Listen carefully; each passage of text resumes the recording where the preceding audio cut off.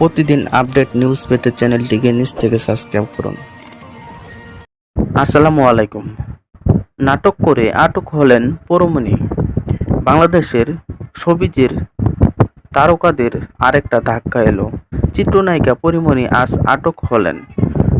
র্যাবের অভিযানের তারা বাসা থেকে বিপুল পরিমাণ মাদক উদ্ধার করা হলো। এর আগে যখন পরীমণি বোট ক্লাব বিতর্কে জড়িয়ে পড়েছিল, এখনই তার বাসায় মাদকের ছবি প্রকাশিত হয়েছিল, কিন্তু সেই সময় আইন প্রয়োগকারী সুস্থ কোনো ব্যবস্থা গ্রহণ করেনি। বরং পরমণি বলেছিলেন যে তিনি শোবিজ হিসেবে এগুলো সাজিয়ে রাখার জন্য ব্যবসা রেখেছেন। কিন্তু আজ বিকেল 4টা থেকে র্যাবের একটি দল পরীমণির বাসায় অভিযান পরিচালনা করে এবং অভিযান পরিচালনা করার পর বিপুল পরিমাণ মাদকসহ তাকে আটক করে। এই আটকের মধ্য দিয়ে পরীমণির বিতর্ক নতুন মোড় নিল।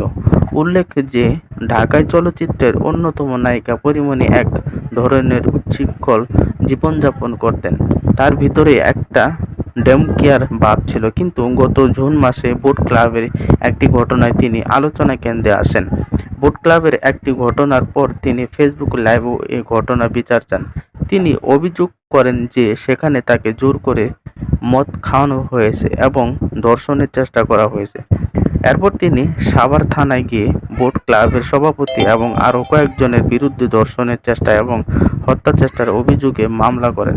এরপর বোট ক্লাবের সভাপতি নাসির উদ্দিন সহ কয়েকজন পুলিশ উদ্ধারের একটি বাসা থেকে আটক করেন, কিন্তু তাদের আটকের পরপরই দৃশ্যপট পাল্টে যায় এবং পরীমণির সম্পর্কে নতুন তথ্য বের হয়ে থাকে।